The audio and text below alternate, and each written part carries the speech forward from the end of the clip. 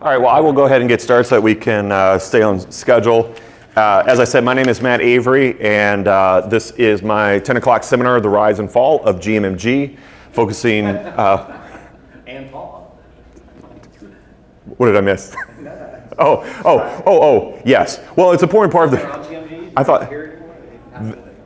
Well, it's going to tell us how that I like the enthusiasm. No wonder you're in the front row. That's good. I'm going to call on you a lot. We are talking about the one of the most prolific and prominent powerhouses of fourth gen Camaro performance. It was a shop called GMMG. And the reason why I titled it what I did, The Rise and Fall, is because they really came out of nowhere. Meteoric rise to stardom. They really were in good with General Motors, and then almost as quickly as they rose, the whole thing eroded. And so GMMG as a business is no longer a entity, but their cars live on. And one of the reasons why I was chatting with some of the guests earlier, one of the reasons why I'm so excited about the story is that it actually comes out of several years that I've just completed of research for my newest book. I am an author. I guess I should, a little bit about me. So I'm on staff with Mecum Auctions. I'm an executive producer for digital content. I produce and host a podcast, our Mecum podcast, with my colleague John Cramen. So if you've heard me or seen me, I do a lot of video content for Mecum Auctions as well for our digital side. So if you're a Facebook fan, you probably have seen me talking about some of the cars that are previewing them, whatever. When I'm not doing that, I do high-level research. My seminar yesterday was entitled The Origins of COPO, and that came out of the several years of research that I did for that book, talking about the legendary cars process through Chevrolet's central office during the 1960s. And this is my latest project, so this has taken me 4 years to complete. It's off to the publisher and will be coming out this fall.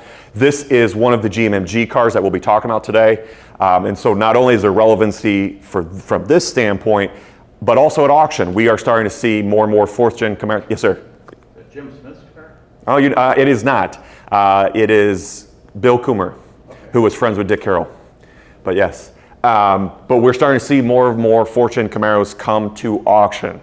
There's a couple of reasons for that. One is that there is starting to become a notoriety for the cars, and in particular GMMG cars, although we are seeing more and more fourth gens in general. Collectors are also, as you all are probably aware, there's a little bit of a shifting marketplace with collectors. As younger enthusiasts come up through the ranks and start to acquire the funds, what cars they want to buy their dream cars, the ones that they remember seeing on the streets. Enter in the fourth gen, and from my perspective and opinion, the pinnacle of fourth gen performance, not necessarily collectability, but performance, is the efforts of GMMG. But we are seeing across the board the 35th anniversary, some of the other, even just bone stock Z28s and SSs, a lot of these are rising in prominence. So that's all kind of why a lot of this is relevant, and like I said, I think we'll continue to build in momentum. So let's dive into the story of GMMG. So GMMG was started in 1999 by the gentleman on the far left. That is Matt Murphy. So Matt was a young enthusiast in the Atlanta area, and the reason why he got into automotive is he learned it from his dad, who was a Chevrolet zone rep in that area. Matt starts working for SLP in the 90s, learns a lot about their operations, kind of how they do vehicle programs. Matt, similar to Don Yanko, really has an eye for marketing. Not only does he know how to build a vehicle, but he knows how to market it. And it was funny, I was talking with someone earlier about the similarities between the GMMG logo and the logo of Don Yanko. And again, a lot of that heritage Matt drew on, and he really incorporated it into his programs, his vehicle programs, as well as kind of building his own personality for the vehicles, but he used a lot of that heritage. Some of the other players here, this is, we've got Don Switek, we've got Scott Settlemeyer, Charlie Lillard, Matt Berger. This is for the delivery day of one of the Camaro programs that Matt did that we'll talk about, but these are some of the players. One of the things that came up yesterday during my seminar that's really important, and it also applies here, is that to really build a successful Camaro program, whether it be in the 1960s or the 1990s or 2000s, you really have to have three players. You have to have a corporate insider, you have to have a dealer partner, and you really have to have a speed consultant. These are my terminology. But the reason for that is you need a corporate insider. So in the 1960s, that would be someone like Vince Piggins. someone that is inside the brand, that typically at a high level, that can really help to get behind these outside programs, that understands the importance of what they do, what they communicate to the audience, to the customers, as well as to allocate vehicles. Then you have a dealer partner, right? You have to have a way to retail these vehicles. And then you have a speed consultant. The speed consultant knows how to build the vehicles, but they don't necessarily know how to get the vehicles out to customers, all the paperwork, etc. So really those three people. And where you have that here is you have Matt as the speed consultant. You have Scott Settlemeyer in the back, as he worked for General Motors. He was the one that was getting behind Matt, getting him the cars that he needed. And then you have Matt Berger of Berger Chevrolet in Grand Rapids, Michigan, who Matt worked very closely with to get the vehicles retailed. So that's kind of, again, just another way that he's drawing back to the 1960s formula that seemed to work pretty well. So as I mentioned, Matt really got behind the 4th gen Camaro. This is a vehicle that SLP used for testing and prototyping, and they took it to SEMA. It had a bunch of wild modifications to it, really helped to help them shape their offerings during the 4th gen era, including what the SS package would look like. The reason why this vehicle was so important to Matt is that he actually, SLP wanted to sell the vehicle in right around 2000-ish. And so what they did is Matt said, I want to buy that. And what he did was he took delivery of it at Berger Chevrolet, knowing that even back then, like today, Berger Chevrolet is one of the last remaining muscle car era dealers. And so even though they didn't sell it, Matt wanted it to go up there, take delivery of it. That's really where he comes on the radar of Matt Berger. I know it's very confusing, lots of Matts in the room and on the PowerPoint, but that's where he comes on the radar of Matt Berger. They say, hey, let's start doing some vehicle programs. They kind of talk about that, and that's really what forms the foundation for GMMG. Matt starts that in 1999 with the intent of building limited production Camaro programs, and they start with an anniversary edition for Berger, which we'll get to in just a minute. Before we do, let's talk about the GMMG operation. So this is Marietta, Georgia, on the north side of Atlanta. The GMMG shop would be this building here in this industrial park, and what happened, and the strip runs to the backwoods.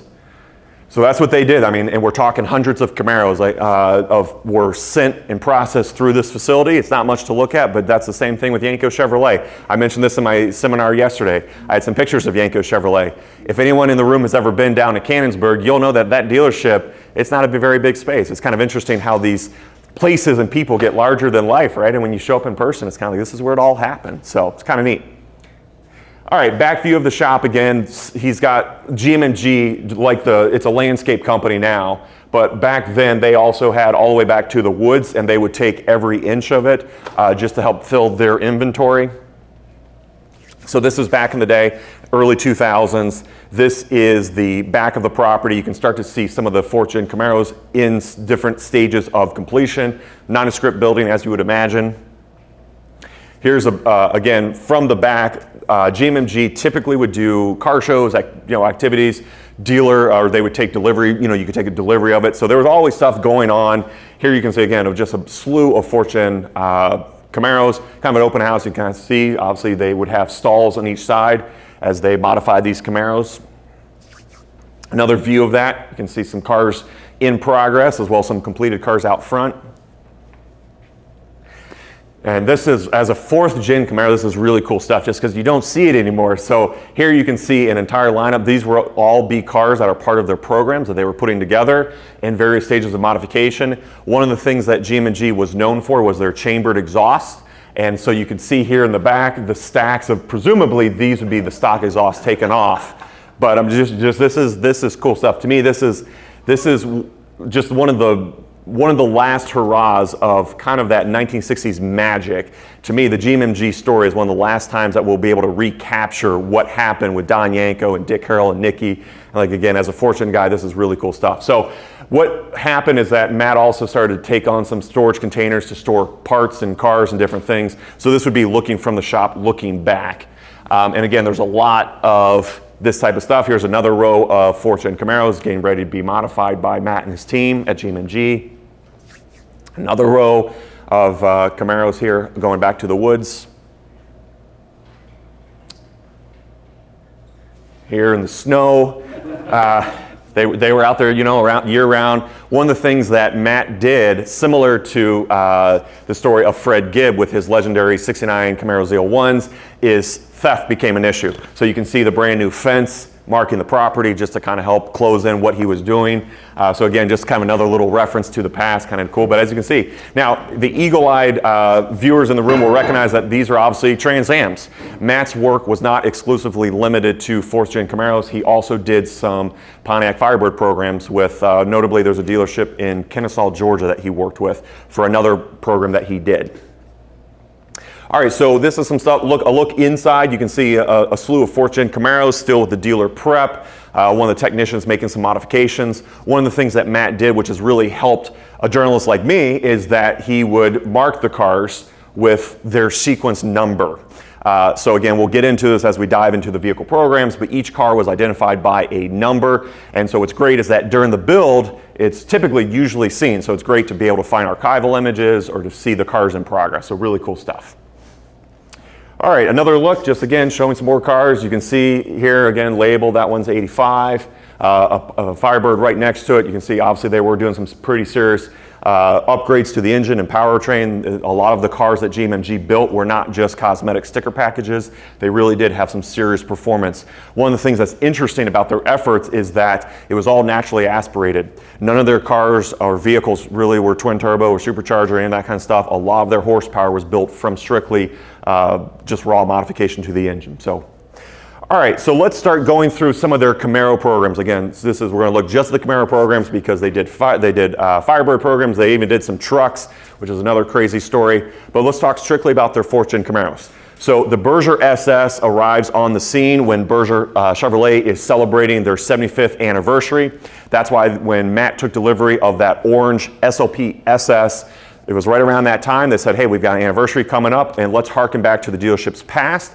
Berger Chevrolet is a long-standing beacon of Chevrolet performance going all the way back to the 1960s. They ordered a lot of the L72 COPO Camaros, and they also ordered the number 3 Daytona Yellow ZL1 Camaro, another fascinating story. So they are steeped in history and heritage. They really want to tap into that. With the 75th anniversary coming up, they said, hey, let's build a run of Camaros to mark that.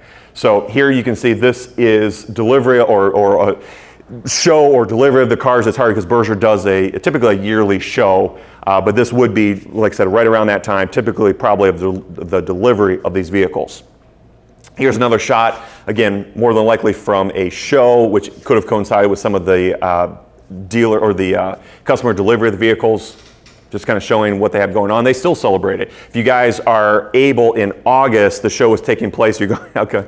I think Jim Smith is coming down for it. I will be there, but great place, great way to really celebrate the past and talk about Chevrolet performance.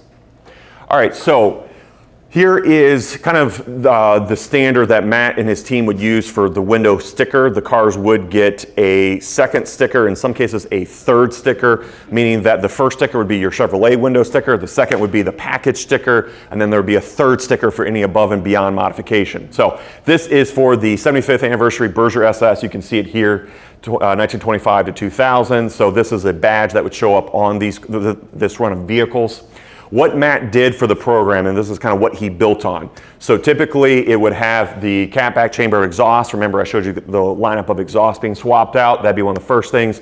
Lowering springs, larger wheels, drilled front and rear rotors, cosmetic stuff, some stripes, which was also new at the time because Chevrolet did not offer the SS, the classic stripes. So Matt and his team were doing that to kind of meet demand. They also inserted a new kind of heritage grille with that SS badging. And then out the door they went. But a lot of good paperwork with these cars, so it's easy to track them. It's kind of neat. Here is one of the cars, and what's funny is that I went through my archives, and it's funny because one of the best examples I have is one without the stripes. I talked about that, but typically the stripes would be key to the program. I will say I can't fault the owner because this belongs to Kevin DeWitt. Kevin DeWitt is an original owner of a Dover White 69 L72 COPO Camaro that he bought from Berger. So I will say, he is a frequent customer of Berger Chevrolet and their Camaro, so I will say, as a guy who's closely tied in, he ordered the stripe delete, so I can't fault him. But you can see here, you've got that anniversary badge here on the side. There will also be one around back. You've got that heritage grille with the SS, and then Matt Murphy and his team would typically do horsepower callouts on the hood. And then the other thing too that these cars were identified by is numbers of the vehicle sequence would be applied in stickers at the base of the windshield and on the rear of the rearview mirror. All right, so here's another car from the anniversary series, again, showing the stripes. I wanted to include that. Here you can see the anniversary badge as well as a buy Berger badge, which is also another icon that harkens back to Berger's past. I mentioned Kevin DeWitt's his car that he bought in '69. It has that, and even today, whenever I get out to Berger Chevrolet, it's not a three-dimensional badge, but it is a graphic in that same font applied to the back of their car. So it's a really neat touch. The other thing too that Matt Murphy and his team wanted to do with their Camaros, another way that they harken to the past, they painted the rear panel satin black, harkening back to the big block Camaros of the first gen. So just another way that they really tapped into that heritage. Here's a close-up. You can see that, the anniversary badge, which was a three-dimensional badge, and then of course the by Berger chrome badge, and then the satin black tail panel. All right, so inside, they also were marked with a lot of different things. You've got kind of another badge here, one there, and then something really unique on the well, we'll get to the instrument cluster in just a minute. There's that, the center cloison, as they call it there. And then these were all numbered, which is pretty cool, on the dash, or excuse me, on the center console. And then something else that Matt Murphy did, which harkened to the past, was he started the adoption of the brass door tag. Now this is something that actually goes all the way back to Don Yanko in 1965, which you can see here. This is for his Yanko Stinger program. All 100 of Don Yanko's COPO Corvairs here received that tag because they needed to prove the quantity for racing. So it really fizzled out after that. Don didn't really draw on it, but it's funny that Matt Murphy wanted to include that. So all the GMMG cars do have that brass door tag.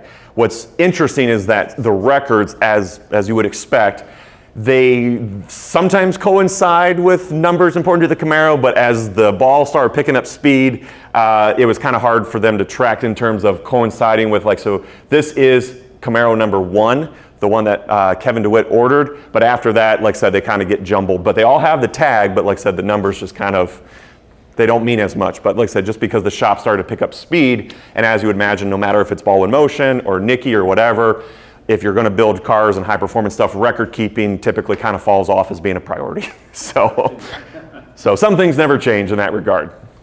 All right, so underneath the hood, one of the things that they would do is they would add this new airbox lid, which would get a boost in performance. Then, of course, they would do the by Berger sticker. They would also make some other modifications there. Around back, the chambered exhaust was something very unique to them that all their Camaro cars would receive. So they continued it for 3 years in total. The anniversary I mentioned was in 2000. In 2001 and 2002, they continued the Berger SS. In 01 and 02, they dropped the anniversary and they just called it kind of the Berger SS. So these are some subsequent changes to the car. The biggest thing that you'll notice is that they mix up the wheels, or I'm saying they chose a different manufacturer for subsequent runs of cars. Other than that, the package would remain the same. You can see an option here would be houndstooth interior, is kind of cool, but they kept the satin black panel, the badging, and the chambered exhaust. So that is the Berger SS by GMMG, and they built right at 100 cars. All right, so moving on from that, we have a Tom Henry SS.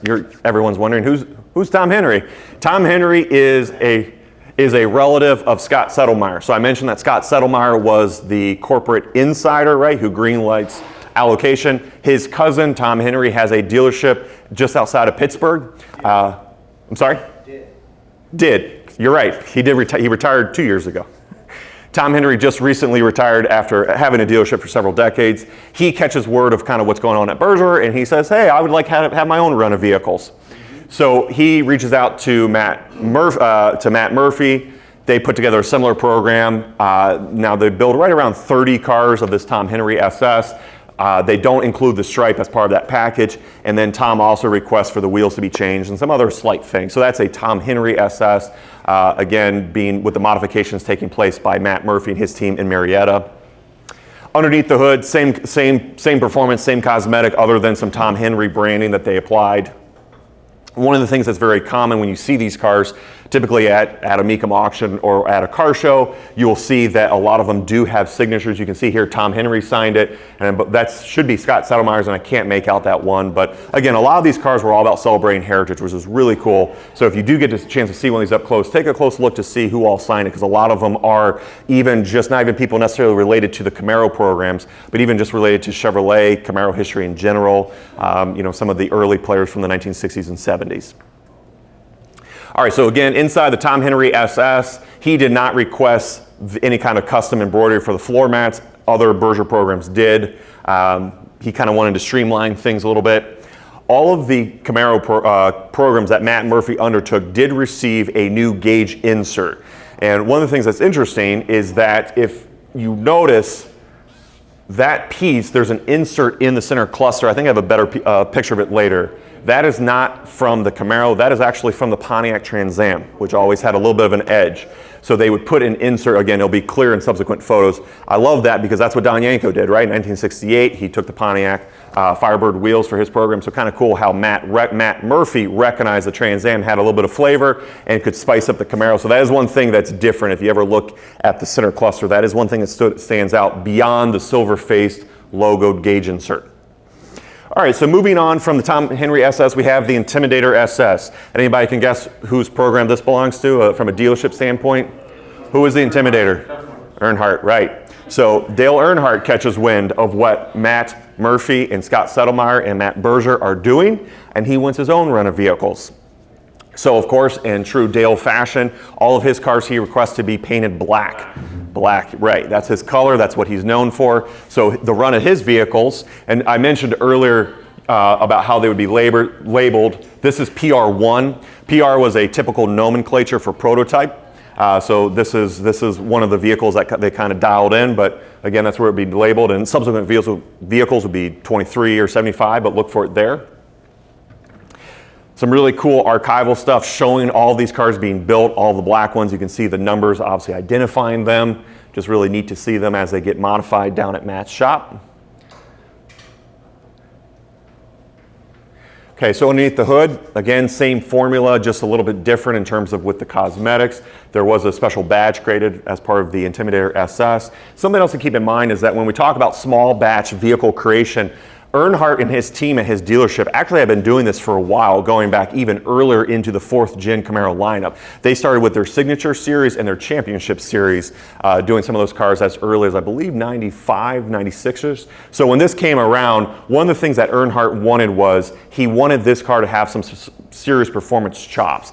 Those earlier Camaros I talked about, the Series, the Championship Series and the Signature Series, really were strictly cosmetic. They were just stock Z28s, usually black and usually with a checkered pattern or something like that. Earnhardt wanted this Camaro program to have some serious performance upgrades. All right, so inside, we've got, again, the center markings here. There's the dash, and I do have a photo of that, so we'll take a look at that. So here you can clearly see this is the insert. Again, I just think that's really cool because one of the other key components of the 68 COPO Camaro that Don Yanko ordered, if you are aware of that, was he requested a 140 mile per hour speedometer. We don't really know why, but that was one of the things that Chevrolet offered under that COPO. So that's one of the things that I look for when I see a 68 COPO Camaro is I look at the dash to see if it's 140 mile per hour speedometer. That's unique to that car. So I think it's kind of neat how Matt kind of played off of that by, again, giving something exclusive to his Camaro programs that you really couldn't get outside of a Trans Am.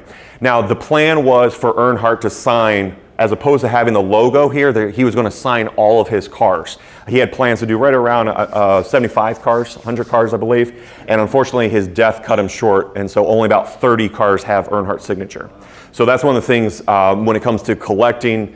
Obviously, that's something that kind of goes above and beyond just getting the Intimidator SS. To get one that has his signature is kind of a unique thing for collectors. All right, moving right along, Hot Rod Edition, another Camaro program that draws on Camaro heritage. During the 1960s, Hot Rod was well known for getting one of the first Camaros, doing a lot of modifications to it, do a lot of testing on it. This is something that Matt Murphy and his team wanted to kind of hearken to. So here are a bunch of their cars being, you can see Hot Rod and then car number 96. And what they wanted to do is they wanted to really harken back to that first gen Camaro. And so this is kind of the program they put together for that. including the door graphics. A lot of these cars, when they were delivered, the door graphics were in the trunk. And just as with typically any kind of Camaro door graphics, whether we're talking about pace cars or what, do customers want that? Nah, not really. I mean, so a lot of them left it off or put in the trunk. Similar with like the 6.7 pace car, a lot of those cars were sold, or the dealer replicas were sold with the graphics in the trunk. And again, they never typically made it to the door. But anyway, the Hot Rod did get its own badge. They also did a red bow tie. That's something that GMMG would mix up on their different Camaro programs typically. So the Hot Rod edition cars would get that red bow tie. You can already start to see some of the custom embroidery on the headrest. The other thing too that's important to the GMMG story is that uniformity starts to erode for a couple different reasons. From when Matt starts in 1999 and then kind of when they crest in 08 and 09, and yes, they were building 4th gen Camaros all the way up through 08, 09.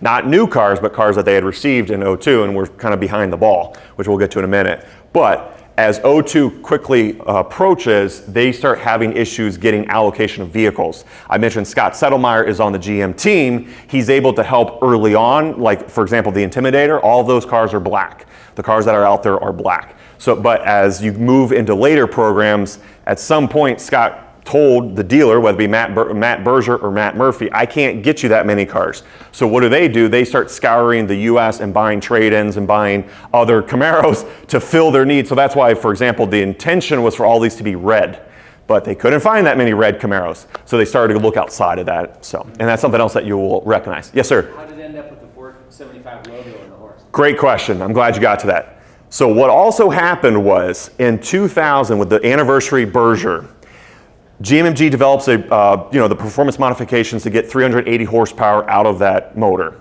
What then happens, and that's what Matt Berger wanted, he felt comfortable doing that. Matt and his team at GMMG are horsepower junkies. So they started developing what they called phase 2 and phase 3 packages that then they could turn around and sell back to customers. So a lot of times these cars would start off as the base 380 and be brought back to GMMG for further modification, or Matt Berger at Berger Chevrolet did allow some upper trims to be sold and retailed. Some of them got in such high numbers that he said, if you want it done, you as a customer have to take your car back to GMMG, just because it started to push the bounds of what he was comfortable with. But great question. So that's where you typically will start to see that third sticker that I mentioned. If you have your first sticker being the one that General Motors provides, your second one being the package sticker, the third one would be for anything that you were upsold as a customer. Question.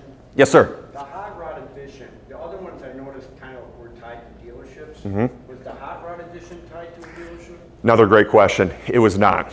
It was not. They were starting to pump out cars and get requests that Matt Murphy started to kind of try to pull these side gigs, or if you will. And that's where he really started to run out of steam in terms of being able to keep it. That's why I mentioned those three partners, right? That's where you really build that triangle foundation. If you have a corporate insider, a speed consultant, and a real dealer partner, that really seems to be the magic formula. Matt started to kind of stretch himself, and he started to try to retail some of these cars, and that's really where things started to erode. Now, Berger Chevrolet did remain one of his closest partners through that, and typically they would sign on to sell some of these cars or move some of these cars, but not the totality of the program. So like the Intimidator SS were only sold through the Earnhardt Chevrolet dealership. The 75th anniversary Berger was only sold through them, but the Hot Rods, the ZL1, or the Dick Harrell and some of the others were not. All right, so one of the other unique things about the Hot Rod Edition is that as opposed to giving it a 2-digit identifying number, they wanted to do the same thing but harken every year back to 67. So this is it's very confusing, but this is like a 2000 Camaro, but it's Hot Rod Edition 1974, if that makes sense. That's something that they did. Again, another way to kind of harken back to the past. All right, so here's the badge that they did create. And again, I talked about this yesterday, but one of the things that matters to me, and I think to the collecting hobby as a whole, is that when you develop a package, not only is it performance, but you add in some cosmetic, that matters in terms of it's not just stickers. So a lot of these cars did have three-dimensional badging, stuff like that. It wasn't just stickers. I'm saying they really do have a nice bespoke touch, and that's one of the reasons why collectors love them, is that they really did try to put on all of the factory markings that you would get from a package from General Motors, which is really neat. All right, so around back, again, sticking with the hot rod, you can see they still have the satin black panel. You've got this one was sold through by Berger because it's got that. You've got the hot rod badge. You've got the GMMG badge. Let's talk about that really quick. At the beginning of my deck, I had a logo of GMMG. The young man over here said, he goes, that looks a lot like the Yanko logo. I said, it does, because it was modeled off of it. And that's one of the things. Matt Murphy was really attracted to what Don Yanko was doing, to the point where sometimes he kind of borrowed, maybe even ripped off some of the ideas. But it's iconic look. To be fair to Matt and his team, the logo is not really unique to Yanko anyway. During the 1960s, numerous Chevrolet personalities were using it. Dick Harrell had it on his cars. Other dealers used it. So I will say, but that's kind of cool to see it kind of resurface here on the Fortune Camaro as a way to harken back to the past. All right, underneath the hood, this one has received, as the guy in the front row pointed out, this one has received some upgrades. Again, all naturally aspirated, which is pretty neat. Typically, the upgrades would be reflected here. Kind of, this says horsepower, torque, compression, and I forget the fourth one. But typically, it's kind of easy to identify these cars, not only from the outside, but also underneath the hood, as well as on the paperwork. Again, you can see more signatures. I can't make these out. I think that's Matt Murphy, GMMG, and then the date. So. Oh, we've got a close-up here. So you can see here that 475 horsepower, 450 pound-feet of torque from the LS1 with the compression. All right, moving inside. I showed some of the earlier programs that did not have unique floor mats. Here you can see they did kind of add that. They also added some of the seat inserts. That would have been an option. And then they no longer included the center console cloison, but they did do the one up there. And then they also did some unique keychains as well. And then even, I do have a photo of it. So here's the center stack, car and year. Again, harkening from 67 to 02. And then this would be the 2002 Camaro, but Hot Rod Edition 1974. Here in the gauge cluster, again, so this one does have the package logo or package bag here, package badge, as well as that Trans Am insert. Seats, you've got the custom embroidery, pretty neat there. And then floor mats with the custom keychain. So Matt really went above and beyond, giving his customers really a full package when you signed up for it, which is pretty neat. All right, moving on, let's climb up the food chain of the GMMG offering, ZL1 Supercar. Now, the ZL1 program was really interesting. At the time, no one had a trademark on ZL1, right? Remember in 5th gen, SLP did their own ZL1. Chevrolet didn't like that because they had a ZL1 coming. Back in the 4th gen era, no one had a ZL1, so Matt was able to use that, although there was a little bit of friction with Chevrolet. So officially, these are known as ZL1 Supercars, just to kind of keep Chevrolet happy. So here's what their cars would have looked like. Now these started to really get serious performance upgrades. The reason is that, again, Matt was dialed into Camaro heritage and just the long-standing performance nature of the Camaro. So he wanted to harken back to the 1969 Camaro ZL1, legendary COPO car. So that's where this came from. So he does order 69 of these cars to harken back to that quantity that were processed through Fred Gibbs' dealership, as well as the other 19 cars that were built. Here you can see the back of GMMG, just jammed full, ZL1 23, ZL1 12. One of the other things about these cars is that we talked a little bit about the uniformity. A lot of the owners were very keen to dialing in their own car in terms of even going above and beyond. So a lot of them received custom paint. So Daytona yellow, obviously that wasn't a color for the Fortune era, but a lot of them received custom paint to harken back to the 69 Camaros from the past. More cars stacked up in the back lot of GMMG. Let's take a quick trip out to La Harpe, Illinois, which is where the birthplace of the 69 COPO ZL1 started. So out in La Harpe, little town, you had a dealership here, Fred Gibbs Chevrolet. And as you can see, they're right on the outskirts of town, and you don't want to blink because you will miss La Harpe as you're driving through. It's very small. So I was out here last fall, I believe, took some photos. It is a tire store, and I mentioned yesterday about going into some of the places from the past and getting blank stares. You know, one of the nice things I will say is that the gentleman who runs Clover Tire is fully aware of his store's prominence to not only the town, but automotive history. Again, this is Gibbs Chevrolet, home of multiple high-performance programs, including 50 COPO Novas that were ordered in 1968, and then the 50 COPO ZL1 Camaros that were ordered in 1969. So what's really cool is that the building's still there and celebrated. As you can tell, this is time-stamped because I went around Halloween, so that's why it's easy to identify as being last fall. But all right, so this is not from the 1960s, but this is from the early 2000s. What they did was just like when the ZL1s arrived in 1969 and owners were taking delivery of their car back then, Matt Murphy and his team wanted to kind of recapture that magic. So they did a ZL1 delivery day at the dealership just to really kind of bookend that. So here in the back lot, you can see a slew of owners taking delivery of their cars. And then that lot would be like this today. So just to show it's still there. Okay, inside, here's me with, again, now it's a kind of a heavy-duty commercial tire place, but this is where the sound of power would have echoed off the walls back in 1968 with the ZL1s, and then again in the early 2000s when the ZL1s, the GMMG built ZL1s were there. So going back to the delivery day, this is inside the showroom. Couple key individuals here. You have Matt Murphy on the far left, and then you have Ken Barnhart, and then you have Elaine Gibb here, wife, I don't know if that's Ken Barnhart's wife or that might be Fred Gibbs' wife. I'm not sure. Fred Gibbs' wife, okay. But Ken Barnhart, his name actually came up to me last night at the movie. An attendee here heard that I was from Elgin, Illinois. Ken Barnhart, if you know anything about him, he is a long time. He had a gas station in Elgin, but he lives right around the corner from me. And what's unique about Ken is that he actually did purchase a ZL1 from Fred Gibb, and he raced it, and he still has the car, which is really neat. So here's the car here.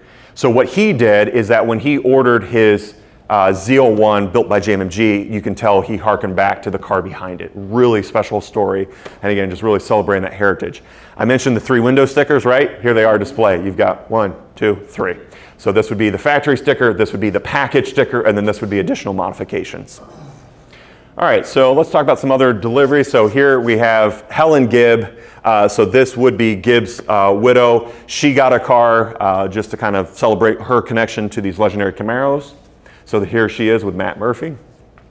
Is that her name on the front? Yeah, it's her name. It is, yep. So another little touch, as opposed to putting ZL1 up here, they put Helen Gibb for her. So, and the car is still out there. I had the chance to see it. It belongs to a friend of mine, so here it is. The purple color, I believe it's not, I forget what they called it, but again, that's another heritage-inspired color. Helen like purple. Yep. All right, so now this is more ZL1 delivery, but not at Gibbs Chevrolet. This is the shop of Berger Chevrolet. Now, the reason why they were invested in this program is that one of the unique facets of the Camaro ZL1 6901 is they took delivery of car number 3, Daytona Yellow. No one really knows how that happened. The first 50 were supposed to go to Fred Gibb. So how in the world did Berger Chevrolet get one? We don't know. More than likely, Berger was tied in just because of the quantity of cars that they were moving, and with their proximity in Grand Rapids to Detroit, they probably did hear about what was going on. They said, hey, put us down for one. So this is their car.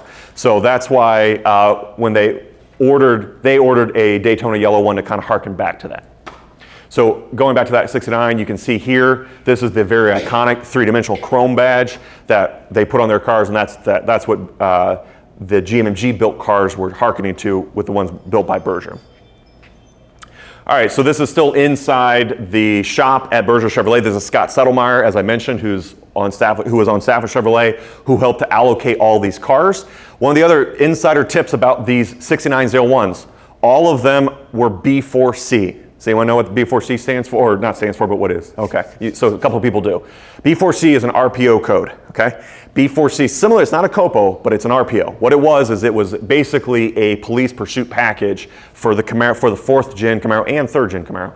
But on the 4th gen, it basically was an unmarked Z28. As you guys will probably remember, during that time, you had Ford offering their hot 5.0 Mustangs for police, the chips, very iconic looks. B4C was the way that Chevrolet could offer a high pursuit, vehicle. And so again, it's one of those things that when they ordered these cars, Scott was able to get all 69 ordered as B4Cs, which equipped it as Z28s, but without some of the cosmetic stuff, which further streamlined the modification. So again, another subtle way it harkens to the COPO cars of the 1960s. All right, so this is the tail end of a ZL1. Similar cosmetics, similar look. They did have that center stripe. You could delete it. So you will see that out there. Inside houndstooth insert was a popular option. Again, these cars were really all about heritage, so a lot of the customers went all out in ordering their cars. The other thing too, you'll notice, roll cage, right? That's another thing too that started to pop up on these higher horse Camaros. So the other unique thing about this is you will notice it's not the LS1, it's an LS6. This was an option for the 427 C5R Corvette motor. So that was a very popular option to boost horsepower to 600 and 575. We talked about starting to kind of push the bounds of what dealers felt comfortable selling as horsepower started to get up. But a lot of these customers ordered it. Seeing a phase 1 ZL1, it's almost kind of, it's not rare, but it's not common because a lot of these cars were ordered with the 427. Customers didn't really mind because they wanted to harken back to the 427 of the ZL1 in 1969. So that's one of the reasons why you'll see that. Okay, underneath the hood, you'll immediately recognize the differences here from the LS1 to the new C5R motor. One of the other things too that they tried to do was typically they would try to get the cars ordered in black to retain that black engine bay, or during the engine conversion, they would paint the engine bay black, again to harken back to the first-gen Camaros. The other thing too is they also all received a three-dimensional delivery badge. I don't know if I have a close-up of that, but that does say the selling dealer and then the receiving owner. So that's another way that you can kind of track these cars' history when you see them up close. And then underneath, you can see this is a great shot really showing you the chambered exhaust that you would find on the GMMG Camaros. And then one of the other unique things that was popular is an exhaust cutout, right? So this is super fun. If you ever get to see these cars and have the owner flip the switch, really wakes them up. But this is where you start to see Matt and his team, Matt Murphy, break out of that kind of phase 1. They really start to expand and spread their wings in terms of offering higher horse cars and also higher price too. A lot of these ZL1s really are right around 6 figures, if not over. Really expensive cars. Again, we're talking early 2000s, and even going up again, some of these cars weren't built until even 04, 05 just because of delays and whatnot, but very expensive cars. All right, Performance Edition. This was another kind of idea that Matt had. What he wanted to do was, the gentleman in the back said that we were talking about Fortune Camaros and we were talking about the 35th anniversary. When Matt Murphy caught wind of these, he said, hey, I'm gonna make my own, except I wanna call it the Performance Edition. So what he did, here's the stickers. If you are thinking this logo looks familiar, it should because it's the anniversary edition, but Matt put Performance Edition. A little bit of borrowing there. And so this would be the package sticker, kind of the phase 1. You can see, I can't quite make that out, 380 horsepower, 400 pound-feet of torque. But then with the second sticker, you got the phase 3, 600 horsepower upgrade. So again, by this time, Matt has really dialed in how to offer customers upgrades and options. So again, $27,500. Exactly. Yeah, these weren't cheap cars, but $27,000. And so this particular one, is that 82? Yeah. 82. So Fortune Camaros, so a lot of pricey vehicles. But what I would consider sticker 2, sticker 3 with these cars. All right, so here's some of them being built. Originally, Matt had the idea to build these cars all on the anniversary edition cars. Which would have been very easy to identify with the red and the stripes. Here's some inside. You can already start to see some differentiations with wheels as the package contents kind of eroded, in my opinion. Here's the badge. Again, you can see Matt really kind of, you almost do a double take between the anniversary edition badge and what he did. But around back, he did paint the rear panel satin black, and then he added his own badge, his company badge, as well as the package badge there. And then you can also see the chambered exhaust. Close-up of the badge. Underneath the hood, again, this one has that $27,000 upgrade. The other, you can see there. And the other thing, too, is that this does say 475 horsepower. One of the things you will notice with some of these cars is that sometimes things move so quick that the rest of the line was not updated with the upgrades, you know. So if you ever see some conflicting reports, you know, I'm saying typically that's what accounts for that. You'll see that. Some, you know, things were moving pretty quick at GMMG, and sometimes the rest of the marketing lineup did not match it. One of the other ways that these cars were identified is with stamping on the cylinder heads. So this would be anniversary car number 39. It's a Phase 2X. And then this would be the date. We're talking 05. So we're already 3 model years after the car debuted, or if not 4, if these cars are starting to take delivery in 01. And then this would be this is the GMMG Tech, Mike Carnahan, that did the work, and then GMMG Inc. But another cylinder head of just showing how there's slight variations. You can see obviously there, again, when you look at these special edition Camaro programs, uniformity, all that kind of documentation, it quickly erodes. You got to remember that these are expert tuners, but not necessarily record keepers. I'm not just saying about Matt and his team, I'm just saying going all the way back to the 1960s. The priority is on building cars. We as enthusiasts today love celebrating this heritage and paperwork, and that's what makes these cars so unique and cars like Yanko so unique, is that when there is accompanying documentation, when the cars are built so fast and they go out into the marketplace, it's just hard to keep up with their story. So again, this is another example where, slight differentiation. I'm saying if you go out to inspect one of these cars, don't consider this car a clone just because it's got a different placement, is what I'm encouraging as you look at these cars. Kind of take them in as a whole, just because uniformity in terms of even how they were branded wasn't always there.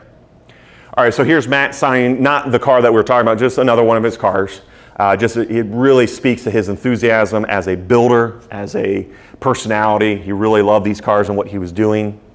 Inside, the Hot Rod Edition here did get its own floor mats, the insert, the thing here. Rick Hendrick sold this car, that's why his signature is there.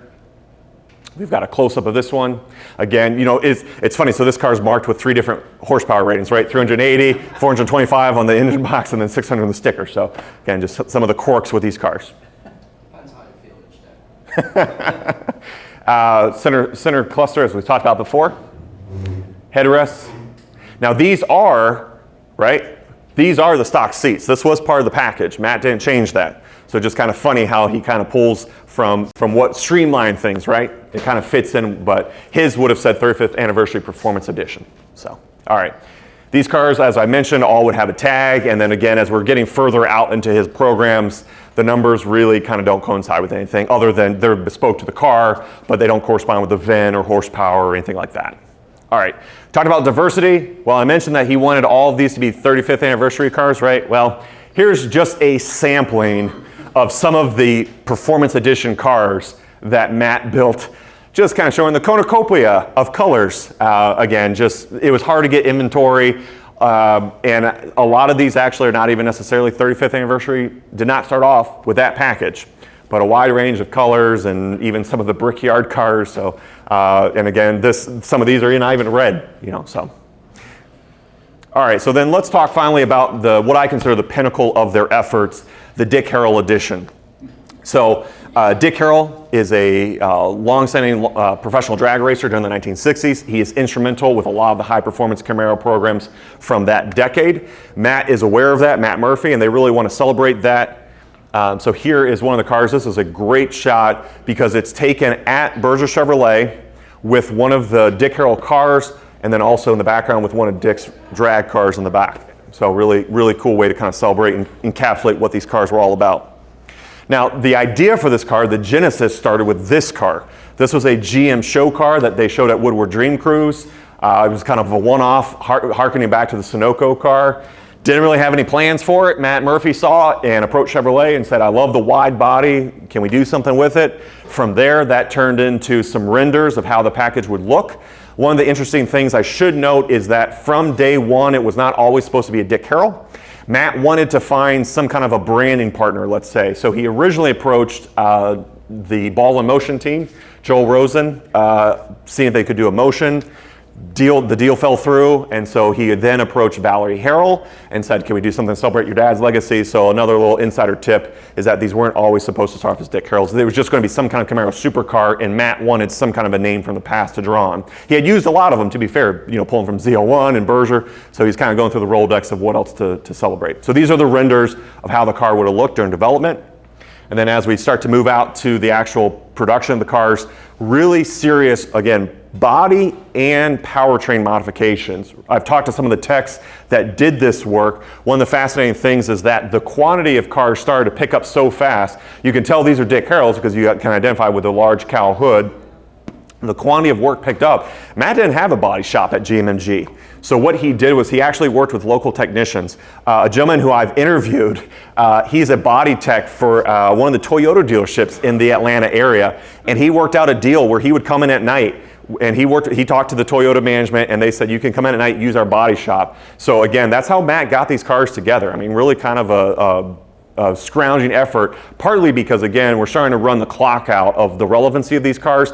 The deal came together in '02, but by the time customers started to take delivery of these cars, it was really pushing into the early 2000s, '04, '05. The last one that I'm aware of was taking delivery of an '09 to the customer. Wasn't thrilled about that, I can tell you that.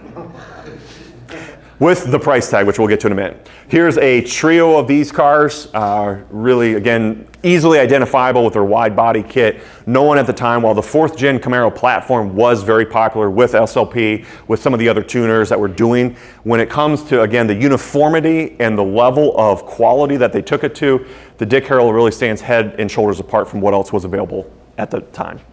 All right, this is a phase, let's say, I'm trying to think, what phase is this? This should be a phase 1.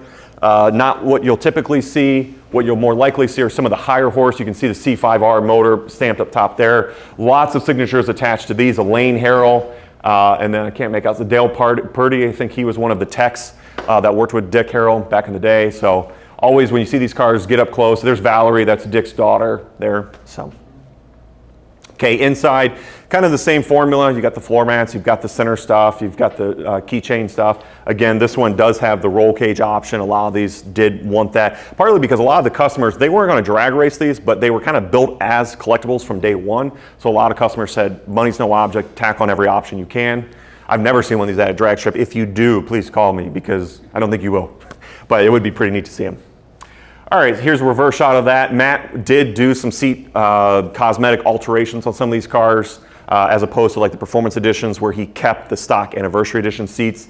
These did get custom embroidery. Again, you can see the full roll cage in the car. Got the center cluster with the unique Dick Harrell package logo there. And then you got the 30 of these cars were built. No particular reason. I'm saying that the 30 doesn't harken to anything in particular, or doesn't harken to 30 cars that Dick had or anything like that. And then all these do have their own badge. One of the unique things as you start to look at these cars up close, the ZL1 and the Dick Harrell did get a second lower line of text. Why? I don't know, probably just because customers were paying a lot more and they told the printer or the engraver we want to do a second low line of text. But again, that's another way to kind of have a bespoke touch to these cars. From the side, you can really see the body modifications. The standard wheel was a fixie wheel, so all that is the same. Got the big cowl induction hood, and then Matt also did, these are a lot, and actually the entire car, all the body was supposed to be carbon fiber. What ended up happening was only the gas tank, or the gas door and the hood are carbon fiber in these cars. But originally the plan was for all of the body panels to be carbon fiber. As you can imagine, costs and other things prohibited that. But you know, you think about early 2000s, who was using carbon fiber in terms of, for this type of performance modification? Really only high-end stuff, not really something you would see on a Camaro. Okay, and then from the rear, really nice orange, hugger orange with the black panel. Mr. Chevrolet was typically painted on the underside of the spoiler, harking back to Dick's nickname of being Mr. Chevrolet. Another little nod to the past. Another up close one of a different car. Silver, you can see the by Berger. Berger did sign on to sell a lot of these cars, and that's eventually what led to the falling out, because the cars that were delivered in 08 and 09 were going to Berger customers. And as you can imagine, when Matt Berger started to get calls from customers saying, I haven't had my $100,000 plus Camaro, and eventually that's kind of where Matt Murphy and Matt Berger part ways, is just because of some of the lateness. Matt started to really get behind the power curve of getting these cars built and out the door, and eventually GMMG closed their doors in 2009, right around that time, and have not been seen since. Some of their employees left and have started their own performance shop. Matt has gone off the radar. He's not doing well health-wise. I have not been able to talk to him, kind of sad. But the legacy of his cars really do live on, and I encourage you, if you do see these cars, we are seeing them more at auction. They are on the rise with collectors as 4th gen Camaros become more and more popular. And again, when it really comes to kind of the pinnacle of performance and collectability, I say there's no other than GMMG. As I mentioned, this research and a lot of my interest has come out of some work I've been doing for a new book. This is one of the Dick Harrell cars that we talked about at the beginning. It's the first time one has a GMMG Camaro or a Dick Harrell has been on the cover of a major publication. Pretty cool about that. And then I also worked to do red, white, and blue to really celebrate the heritage of Camaro. If you guys will know, the tri-bar red, white, and blue badge is very iconic to Camaro. I wanted to replicate that. But this will go a lot more in depth with the story of GMMG. So. Well, man, I got through that with 4 minutes to spare. That was a whirlwind tour. Any questions, comments? I'd love to hear what people have to say. Any questions about GMMG? Yes. When is your book come out? Great question. It's coming out this fall. It will launch. I will have my official first debut of it at the Muscle Car and Corvette Nationals, taking place in Rosemont in November. And then from there, it'll be on major retailers. So. All right, you guys are all experts on GMMG. Thank you all for attending. I really appreciate it.